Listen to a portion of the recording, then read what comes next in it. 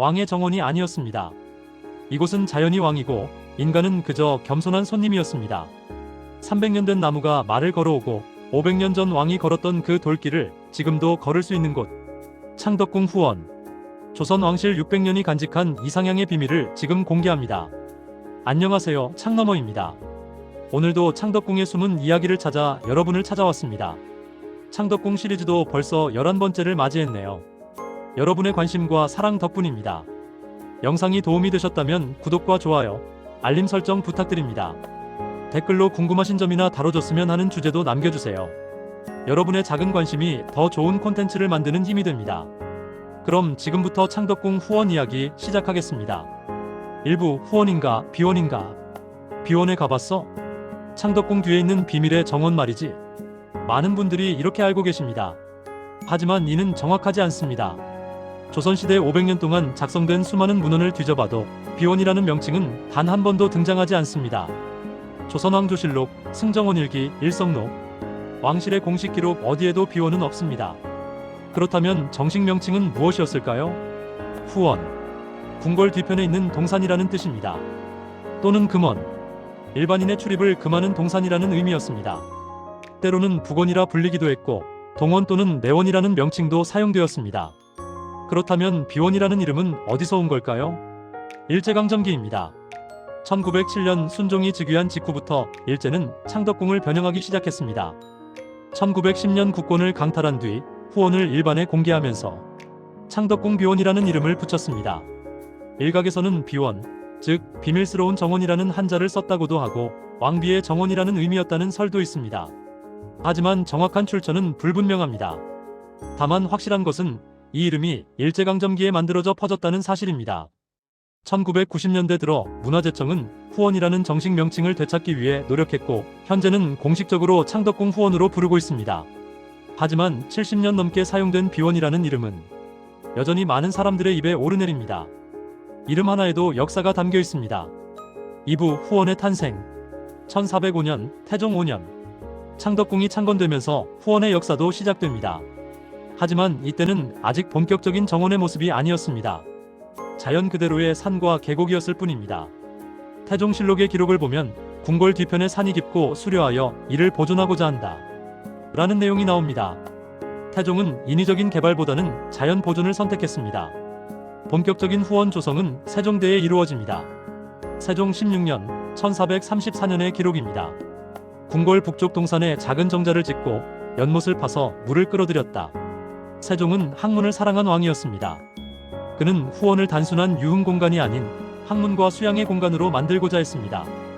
특히 주목할 점은 세종의 조경 철학입니다. 큰 나무를 베어내지 않았고 계곡의 흐름을 바꾸지 않았으며 바위를 옮기지 않았습니다. 자연이 만들어 놓은 아름다움에 최소한의 인간의 손길만 더했습니다. 이것이 창덕궁 후원 조경의 근본 정신이 됩니다. 3부 자연을 거스르지 않는 철학.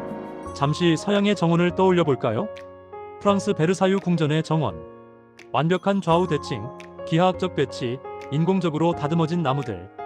인간의 이성과 질서가 자연을 지배하는 모습입니다. 중국 자금성의 정원도 비슷합니다. 직선의 회랑, 대칭적 배치, 인공 호수와 가산. 황제의 권위를 드러내기 위한 웅장함이 강조됩니다. 하지만 창덕궁 후원은 다릅니다. 일직선 도로가 없습니다. 모든 길은 지형을 따라 굽이치고 나무와 바위를 피해 돌아갑니다. 좌우 대칭 건물도 없습니다. 부용정, 애련정, 연경당 모두 자연 지형에 순응하여 비대칭으로 배치되어 있습니다. 왜 이런 차이가 생겼을까요? 바로 철학의 차이입니다. 서양은 자연을 정복과 개조의 대상으로 보았습니다. 이성의 힘으로 자연을 질서 있게 재편성하는 것이 아름다움이라 생각했습니다. 반면 동양, 특히 조선은 천인합일 사상을 중시했습니다. 하늘과 인간이 하나 된다는 의미입니다. 자연은 정복의 대상이 아니라 조화의 대상이었습니다. 인간은 자연의 일부이며 자연의 이치를 따라야 한다고 믿었습니다. 주역에 이런 구절이 있습니다. 천지의 큰 덕을 생이라 한다. 하늘과 땅의 가장 큰 덕은 생명을 낳는 것이라는 뜻입니다. 후원은 바로 이 철학의 실현이었습니다. 생명을 품은 자연을 그대로 존중하고 그 안에서 인간이 겸손하게 머무는 것.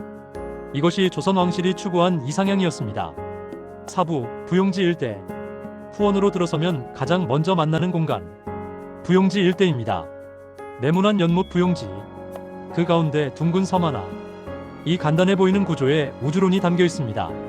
천원지방, 하늘은 둥글고 땅은 네모지다는 고대 동양의 우주관입니다. 네모난 연못은 땅을 상징하고 둥근 섬은 하늘을 상징합니다. 하늘과 땅이 조화를 이루는 곳, 그곳이 바로 왕이 항문하는 공간이어야 한다는 의미입니다. 부용지 북쪽에 자리한 부용정, 십자각 형태의 독특한 정자입니다. 연못을 향해 돌출된 구조로 물 위에 떠 있는 듯한 느낌을 줍니다. 이곳에서 왕은 신하들과 시를 짓고 학문을 토론했습니다. 부용지 동쪽 언덕 위에는 주합루가 있습니다. 2층 건물인 주합루, 1층은 주합, 2층은 루라는 의미입니다. 정조는 이곳을 규장각 외곽으로 사용했습니다. 규장각은 왕실 도서관이자 학술 연구기관이었죠. 정조실록의 기록입니다. 밤늦도록 주합루에서 경연을 하였다. 초정에서 시작하여 해가 질 때까지 학문을 논하니 참석한 신하들이 모두 감탄하였다. 정조는 학문하는 군주였습니다. 신하들과의 거리를 좁히고 함께 공부하는 모습을 보여주고자 했습니다. 주합루 1층에는 책을 보관했고 2층에서는 토론과 강론이 이루어졌습니다. 주합루 앞마당에는 궤석이 놓여 있습니다. 기이한 모양의 돌입니다. 중국에서는 정원에 궤석을 놓는 것이 유행이었지만 조선에서는 흔하지 않았습니다. 자연 그대로의 바위를 선호했기 때문입니다. 하지만 주합루 앞의 궤석은 예외입니다. 이는 청나라에서 보내온 선물로 외교적 의미가 담긴 돌이었습니다. 부용지 남쪽에는 어수문이 있습니다. 물고기 모양의 장식이 달린 문입니다. 물고기는 용문을 넘어 용이 된다는 등용문 설화를 상징합니다. 과거에 급제하여 출세한다는 의미가 담겨 있죠. 부용지 일대는 이처럼 학문과 수양, 그리고 왕도 정치의 이상이 담긴 공간이었습니다. 오부, 애련지와 의두 앞, 부용지를 지나 북쪽으로 걸으면 또 하나의 연못이 나타납니다. 애련지입니다. 애련, 연꽃을 사랑한다는 뜻입니다. 왜 연꽃일까요? 송나라 유학자 주도니의 애련설, 조선 선비들이 가장 사랑한 글 중 하나입니다.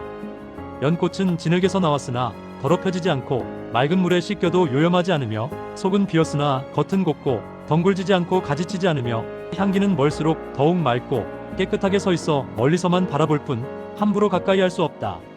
연꽃은 곧 군자의 상징이었습니다. 새 속에 물들지 않고 올곧게 살아가는 선비의 마음. 왕 역시 군자여야 했습니다. 권력과 부귀에 물들지 않고 백성을 위해 올곧게 정치해야 했습니다. 애련지 옆에는 애련정이 자리합니다. 육각형 평면의 작은 정자입니다. 지붕 처마 끝에는 연꽃 문양이 새겨져 있습니다. 이곳에서 왕과 왕세자는 책을 읽고 연꽃을 바라보며 군자의 마음을 새겼습니다. 애련지 근처에는 또 하나의 독특한 연못이 있습니다. 의두합입니다. 의두, 약다리는 솥을 의미합니다. 합은 함지박처럼 움푹한 모양을 뜻합니다. 실제로 이 연못은 육각형 우물 모양으로 마치 큰 약소처럼 생겼습니다. 의두합은 순조 때 만들어진 것으로 추정됩니다. 왜 약솥 모양으로 만들었을까요? 후원에는 내의원에서 관리하는 약초밭이 있었습니다. 인삼, 지황, 작약, 당귀 등 왕실에서 필요한 약재를 직접 재배했습니다. 의두합은 이러한 약초를 싣고 관리하는 공간과 연결되어 있었을 것으로 보입니다. 또한 약은 병을 고치는 것이니 백성의 병을 고치는 선정을 베풀라는 상징적 의미도 담겨 있었을 것입니다. 의두합의 형태도 흥미롭습니다. 육각형 연못에 6개의 돌다리가 방사형으로 뻗어 있고 중앙에는 작은 섬이 있습니다.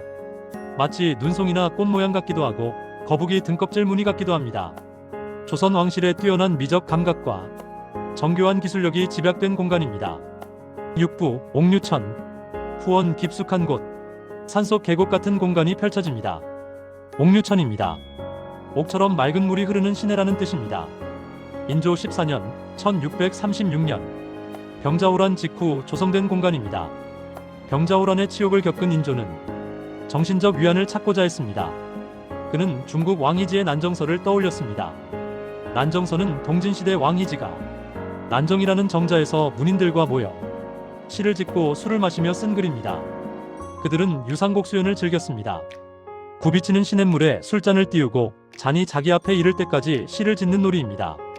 인조는 옥류천을 조성하며 이러한 풍류를 재현하고자 했습니다. 옥류천의 바위에는 글자가 새겨져 있습니다. 옥류천 세 글자, 인조의 친필입니다. 또 반학 두 글자도 보입니다.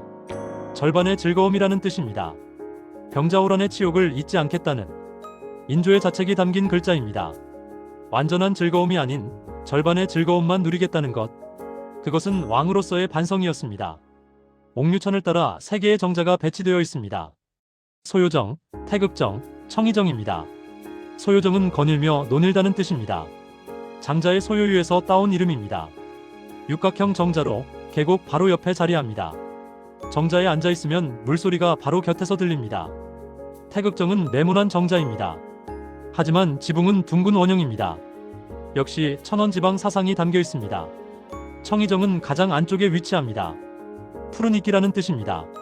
주변에 이끼가 많아서 붙은 이름입니다. 이곳은 숙종이 특히 좋아했던 공간입니다. 숙종실록의 기록입니다. 옥류천 청의정에서 신하들과 유상곡 수연을 베풀었다. 왕이 직접 시를 지으니 신하들이 모두 화답하였다. 조선 후기 왕들은 옥류천에서 문학적 교류와 정치적 소통을 동시에 이루었습니다. 시 한 수를 함께 짓는 것이 때로는 정사를 논하는 것보다 더 깊은 교감을 만들었습니다. 7부 연경당. 후원의 서쪽 끝. 담장 너머로 기와집 한 채가 보입니다. 연경당입니다. 경사로운 일을 익힌다는 뜻입니다. 순조 28년 1828년에 지어진 건물입니다. 연경당의 특이한 점은 무엇일까요? 궁궐 건물이 아닌 사대부 가옥 형식으로 지어졌다는 것입니다. 궁궐 건물은 화려하고 웅장합니다. 단청이 칠해지고 용무늬가 새겨집니다. 하지만 연경당은 소박합니다. 단청도 최소화되어 있고 규모도 크지 않습니다. 왜 왕실에서 이런 건물을 지었을까요? 순조는 왕세자, 즉 훗날의 효명세자 교육을 위해 이 건물을 지었습니다.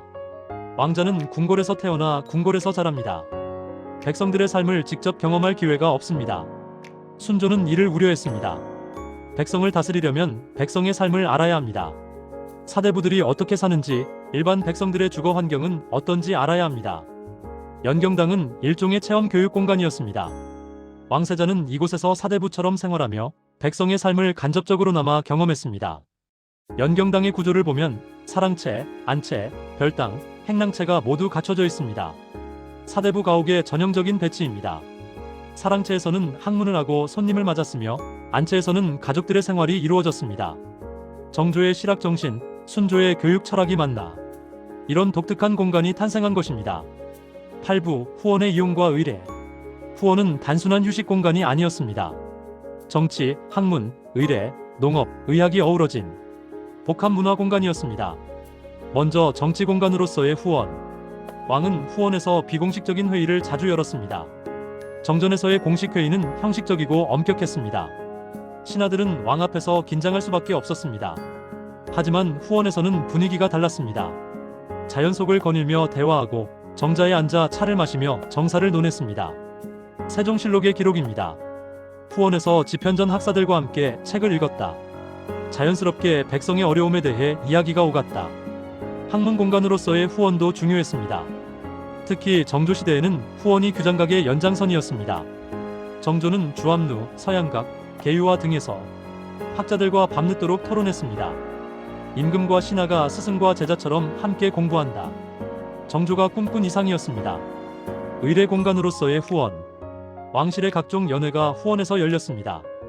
양로연은 70세 이상 노인들을 초대해 공경을 표하는 잔치, 은영연은 과거 급제자들을 위한 축하연, 진연은 왕실 경사를 축하하는 큰 잔치. 이러한 행사들이 부용지, 애련지, 존덕정 등에서 거행되었습니다. 농업 공간으로서의 후원도 빼놓을 수 없습니다. 세종은 후원의 내농포를 만들었습니다. 궁궐 안에 농사터라는 뜻입니다. 왕이 직접 쟁기를 잡고 밭을 갈았습니다. 친경내라는 의식입니다. 왕이 직접 농사의 어려움을 체험하고 농업의 중요성을 몸소 보여주는 것. 이는 단순한 퍼포먼스가 아니었습니다. 농본국가 조선의 근본 정신을 드러내는 행위였습니다. 의학 공간으로서의 후원. 내의원에서는 후원 곳곳에 약초를 심었습니다. 인삼밭, 지황밭, 당귀밭 등이 조성되었고 약초의 성장 과정을 관찰하고 연구했습니다. 왕실 의료진들은 후원에서 직접 재배한 약재로 최고 품질의 약을 만들었습니다. 천문 관측 공간으로서의 후원도 있었습니다. 관상감에서는 후원의 높은 곳에서 별을 관측하고 날씨를 예측했습니다. 세종시대에는 간이대라는 천문 관측대도 있었습니다. 이처럼 후원은 다층적이고 복합적인 공간이었습니다. 왕실의 모든 활동이 이곳에서 이루어졌다고 해도 과언이 아닙니다. 9부 후원의 식물 생태. 후원에 들어서면 가장 먼저 느껴지는 것. 압도적인 녹음입니다. 300여 종이 넘는 나무와 풀이 자라고 있습니다. 수령 300년 이상의 녹어수만 해도 수십 그루에 달합니다. 향나무, 느티나무, 회화나무, 소나무, 전나무.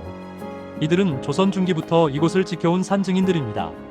특히 존덕정 앞에 600년 향나무는 창덕궁과 거의 같은 나이입니다. 임진왜란, 병자호란, 일제강점기를 모두 견뎌냈습니다. 수많은 왕들이 이 나무 아래를 지나갔습니다. 나무 하나하나가 역사입니다. 후원의 식재 원칙은 명확했습니다. 첫째, 자생식물을 우선한다. 외래종보다는 한반도 자생수종을 선호했습니다. 둘째, 약용과 식용이 가능한 식물을 심는다. 실용성을 중시했습니다. 셋째, 상징성 있는 식물을 배치한다. 연꽃, 매화, 국화, 대나무 등 분자를 상징하는 식물들이 곳곳에 심어졌습니다. 넷째, 계절감을 살린다. 봄에는 벚꽃과 진달래, 여름에는 연꽃과 수국, 가을에는 단풍과 국화, 겨울에는 소나무와 대나무. 사계절 모두 아름다움을 느낄 수 있도록 했습니다. 후원의 연못들에도 생태계가 살아 숨쉽니다. 연꽃은 물론이고 창포, 부들, 마름 등 수생식물들이 자라고 있습니다. 물고기들도 서식합니다. 잉어, 붕어, 미꾸라지 등이 연못의 생태 균형을 유지합니다. 봄이 되면 개구리 울음소리가 들리고 여름밤이면 반딧불이가 날아다닙니다. 600년 가까이 인간의 손이 크게 닿지 않은 덕분에 도심 한복판의 귀한 생태계가 보존되어 있습니다. 10부 정조의 후원 사랑. 후원을 가장 사랑한 왕을 꼽으라면 단연 정조입니다. 정조는 하루 평균 2~3시간을 후원에서 보냈다고 합니다. 일성록을 보면 후원 주합루에서 독서, 부용정에서 신하들과 시 짓기, 옥류천에서 경연, 이런 기록이 수없이 나옵니다. 정조에게 후원은 무엇이었을까요? 첫째, 학문의 공간이었습니다. 정조는 독서광이었습니다. 하루에 책을 읽지 않으면 견딜 수 없었습니다. 주합루는 그의 개인 도서관이자 연구실이었습니다. 2만 권이 넘는 책이 보관되어 있었고 정조는 이곳에서 밤늦도록 책을 읽었습니다. 둘째, 정치 혁신의 공간이었습니다. 정조는 신분을 뛰어넘는 인재 등용을 꿈꿨습니다. 후원에서는 신분의 제약이 상대적으로 약했습니다. 정조는 이곳에서 서울 출신 학자들, 중인 계급의 기술자들을 만났습니다. 공식적인 자리에서는 불가능한 만남이 후원에서는 가능했습니다. 셋째, 정서적 위안의 공간이었습니다. 정조의 삶은 외로웠습니다. 아버지 사도세자의 비극적 죽음, 정적들의 끊임없는 견제와 압박, 후원은 그에게 유일한 안식처였습니다. 정조의 시를 보면 알 수 있습니다. 홀로 주합루에 앉아 책을 덮으니 달빛만이 나를 이해하는구나. 신하들은 내 뜻을 헤아리지 못하고 백성들은 내 마음을 알지 못하네. 외로운 개혁군주의 심정이 묻어납니다. 정조는 후원에 많은 건물을 지었습니다. 서양각, 계유와 존덕정 등이 모두 정조 때 만들어졌습니다. 특히 존덕정은 정조의 야심작이었습니다. 팔각형 2층 정자로 후원에서 가장 큰 정자입니다. 덕을 존중한다는 뜻의 이름처럼 정조는 이곳에서 덕치를 꿈꿨습니다. 정조가 승하한 뒤 순조는 존덕정에서 과거 시험을 자주 열었습니다. 정조의 뜻을 기리기 위함이었습니다. 11부 일제강점기의 훼손. 1907년 7월 20일 고종이 강제로 퇴위당합니다. 순종이 즉위하지만 이미 실권은 없었습니다. 일제는 본격적으로 궁궐을 훼손하기 시작했습니다. 1908년 후원에 동물원이 만들어집니다. 사자, 호랑이, 곰, 원숭이 등을 가둔 우리가 옥류천 근처에 설치되었습니다. 조선 왕실의 성스러운 공간에 구경거리 동물원을 만든 것입니다. 이는 단순한 유흥시설이 아니었습니다.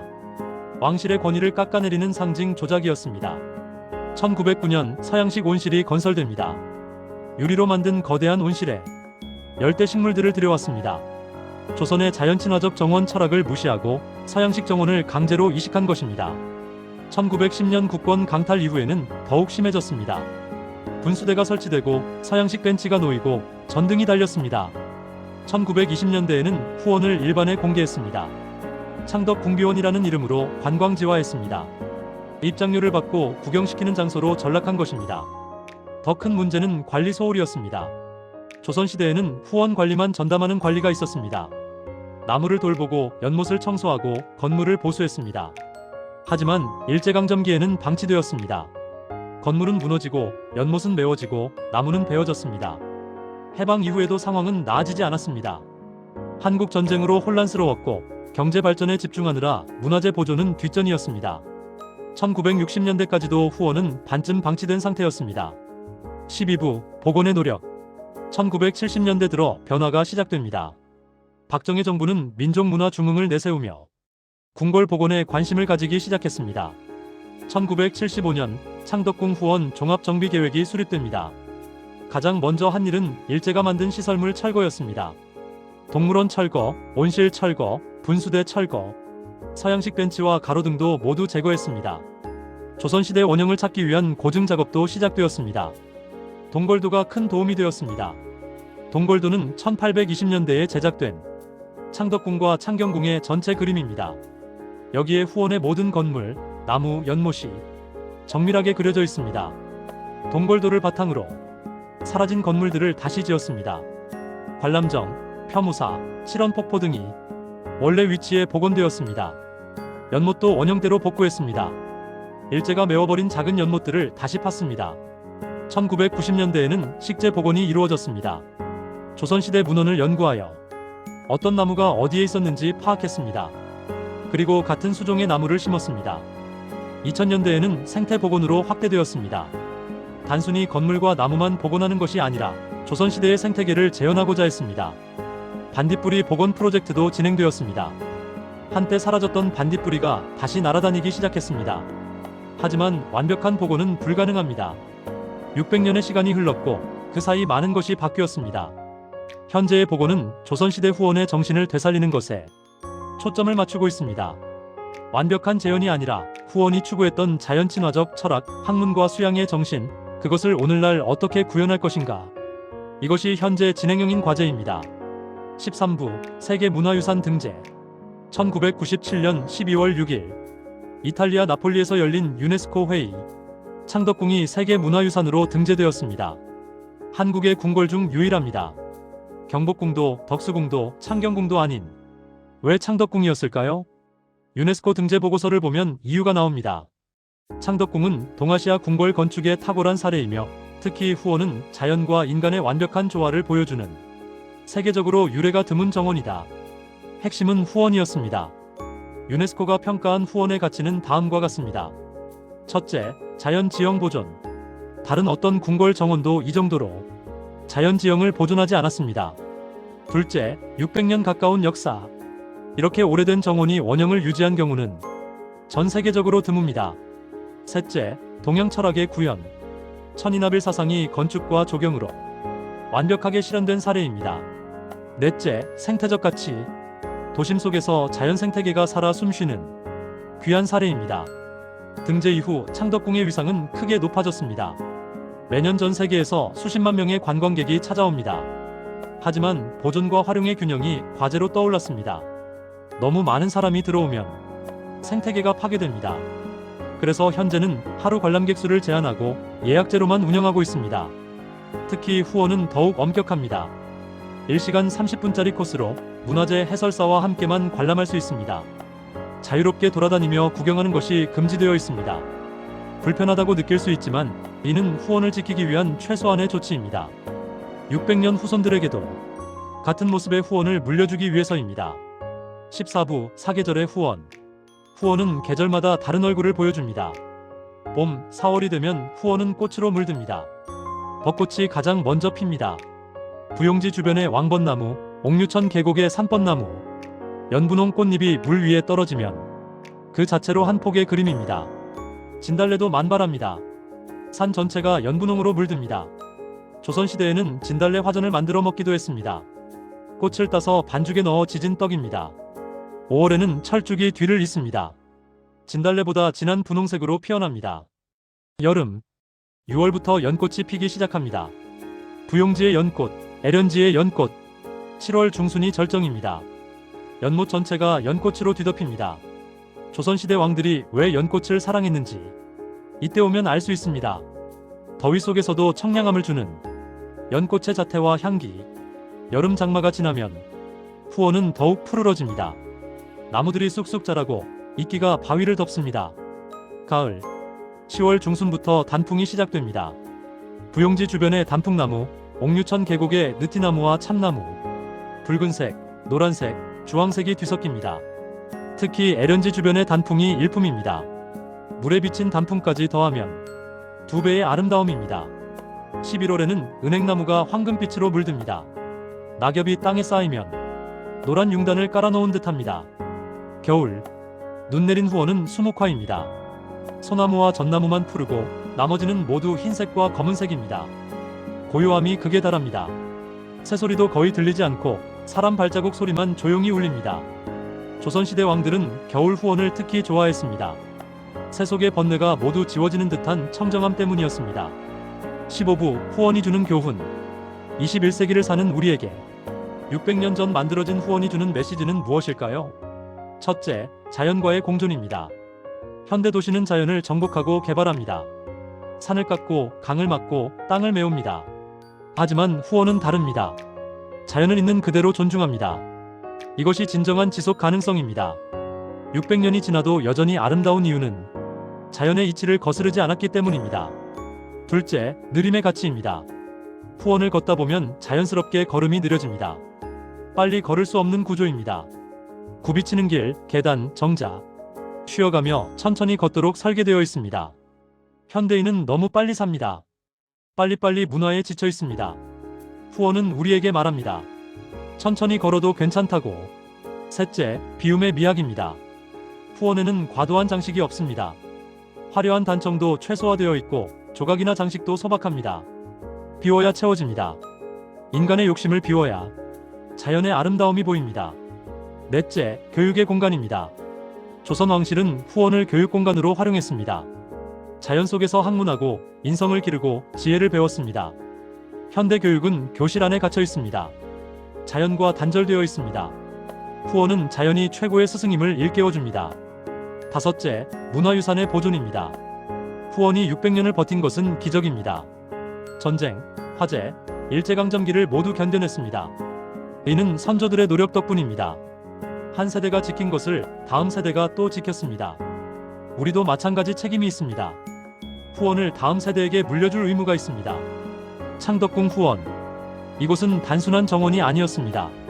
조선 왕실 600년의 철학이 담긴 공간이었고 자연과 인간이 어떻게 공존해야 하는지 보여주는 교과서였으며 느림과 비움의 가치를 일깨우는 성찰의 장소였습니다. 유네스코가 세계문화유산으로 지정한 이유는 단순히 오래되고 아름다워서가 아닙니다. 인류가 앞으로 나아가야 할 방향을 이미 600년 전에 제시했기 때문입니다. 자연을 정복하는 것이 아니라 존중하고 빨리 가는 것이 아니라 천천히 음미하며 많이 채우는 것이 아니라 비워내고 혼자 누리는 것이 아니라 함께 나누는 것. 이것이 후원이 우리에게 전하는 메시지입니다. 다음 시간에는 창덕궁의 또 다른 이야기로 찾아뵙겠습니다.